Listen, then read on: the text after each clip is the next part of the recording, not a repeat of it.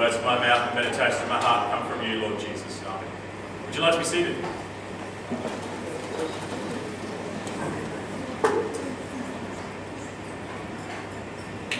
Did you like my calculus story? Did you hear it? I really did used to do that, poor things. I don't know how many poor caterpillars I did that to, but lots of them. And I'd like you to hang on to that little bit of imagery in your mind, the idea of a caterpillar that turns into a butterfly, because it helps us understand what is a pretty difficult passage to relate to. But you ever heard of that saying, I've had a mountaintop experience? You ever heard of that? Yeah. You know where we get that from? Well, it starts here, because when Peter and James went up with Jesus onto the mountain, and they experienced who Jesus really was, they had such an incredible revelation of life, the universe, and God, that nothing could ever compare to it. From that moment, their lives changed forever. Have you ever had one of those moments where you suddenly wake up and go, my life has changed forever? Maybe it's when we have our first child. I know my life changed forever when I had my first child. Happies, late nights. Maybe it's when we retired, our life changed forever. Maybe it's when we met that special someone, our life changed forever. Do you know, in fact, throughout our life, we'll have more than one of those experiences. Most of us will have a number of those experiences where our life is transformed from that moment on because of something that happens. I went to the movies last night with my son Tom. We went to Abraham Lincoln. Has anyone seen it? Oh, good movie. Highly recommend. It's about the story of the American president, how he was integral in ending slavery in America. What a transforming moment that was for America as a nation. That one man, or a couple of men, so dedicated to the idea of ridding the world, or particularly America, of slavery. And when they achieved it, what a mountaintop experience that was. To be able to say that they ended slavery in that country and got rid of an evil from that country. Do you know, in many ways, this is exactly what happened on the mountaintop for Jesus' followers. Up until this point, they thought they were with a pretty impressive prophet. They thought they were with a doer of miracles. And they were unsure about who he was. But at the Transfiguration, when Jesus suddenly glowed white, it was at that moment that the disciples realised who he was. And it helped quite a bit when a voice came from heaven and said, "This is my son. Listen to him." Now, I don't know about you, if I heard a voice from heaven, I'd be pretty convinced by that. I would. But there's another place in this story that perhaps is very revealing. It talks about a veil in our Old Testament. It talks about a veil. That when Moses was before God, a veil had to be presented between him and the people because there was a separation between God and his people because of sin, because of the lives we live. But Jesus came to tear that veil so that no longer is there any separation between us and God.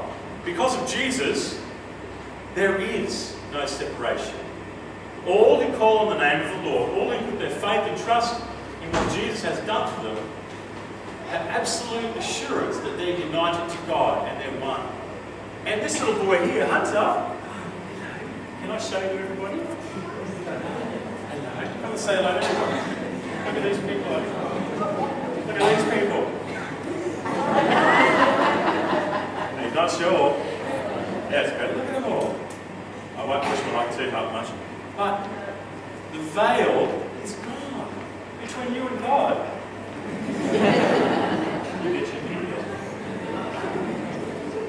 We did well. The veil is gone between Hunter and God because of Jesus. And in baptism today, we baptise him in water. And the symbolism there is that as he goes down, his old self, the mistakes he's made or will make in the future, especially when you meet babies, they will be washed away. And it's a spiritual truth.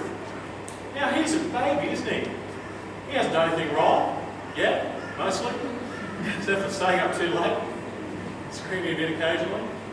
But he will, won't he? Just like you and I, we will make our share of mistakes. But that's what faith is. Faith is actually saying, you know what? I am not my own God. I do not have the power to save myself. I need a Saviour. And that's exactly what Hunter's parents are doing today. They are saying, we cannot save our son. He cannot save himself, but we know God can. And so, in a sense, the parents today tear the veil that separates Hunter from God. And he is baptised into the death and resurrection of Jesus Christ. Do you know, there's another part of this story that is so powerful and so important. Who appeared on that mountain? Moses and Elijah. For those who don't know who Moses and Elijah were, Moses was the figure in the Old Testament who brought the law to the people of God. And Elijah was perhaps one of the greatest prophets. And he brought the truth. And he was a representation of the prophets spoken. And so, what did God say in the midst of the law and of prophecy? He said, "This is my son. Listen to him." So guess what? The law now listens to Jesus. All prophecy listens to Jesus. All things are subordinate to the truth of God found in Jesus Christ. That's why we have a Bible, but we don't worship it. That's why we have churches with liturgy and religious piety and cathedrals, but we don't worship those things. Why? Because they point us to God. But in fact, God is found in Jesus Christ. So our churches, our piety, our Bible, it all points us to Jesus Christ. That's the whole point. And everything we do today for Hunter, that's the whole point, is we're going to point you towards Jesus Christ and towards his love and the salvation and the joy that that brings. Do you know, it's so easy for us to get sidetracked as human beings, isn't it? Our lives get so full of stuff. Think about what you did this morning. You had to get here by 9:30. What did you have to get done today to be here by 9:30? Get out of bed. Had to get out of bed. It's a good start. You had to brush your teeth. You had to have breakfast first, brush your teeth. Those with little kids, what did you have to do? You run around like mad mums and mad dads. Life is busy. And us guys who are still working, you know, we're jealous of you guys who are retired, but we're still working. Us ladies, you ladies who are working. I do wear a dress, but I promise you I'm not a lady. Life is busy, isn't it? Students are busy. We're all busy. Life is busy. But you know what? Ever heard that old saying? You got to stop and smell the roses. Read that one? You know it's true about spirituality. If we, I don't know about you, but I just joined the gym for obvious reasons. And I'm enjoying it. It's a good thing for me to do physically. And I'm prioritising it. But you know what? The same is true spiritually. We've got to prioritise our spiritual lives. And we've got to stop and smell the roses spiritually. Or our life goes by, day by day. We get to the end of our days and we think to ourselves, well, what was that all about? Do you know, there is a truth to be found in God that gives our lives such clarity, such meaning, such purpose. And you know where I find it most clear?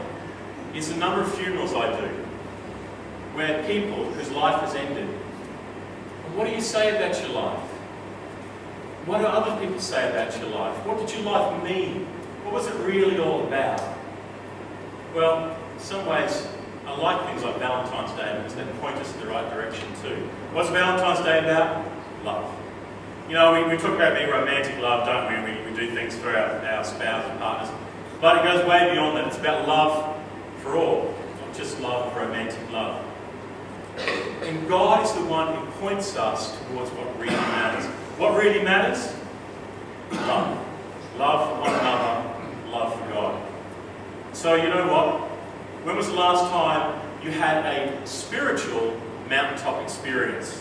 You can probably tell me a time when you had a physical mountaintop experience. Don't tell me, I don't want to know. You can probably tell me when you had, I don't know, all sorts of mountaintop experiences. But when was the last time you had a spiritual mountaintop experience? When was the last time you were transfigured? When was the last time you were transformed by the work of God's Spirit in your life? Do you know what? That's available every day.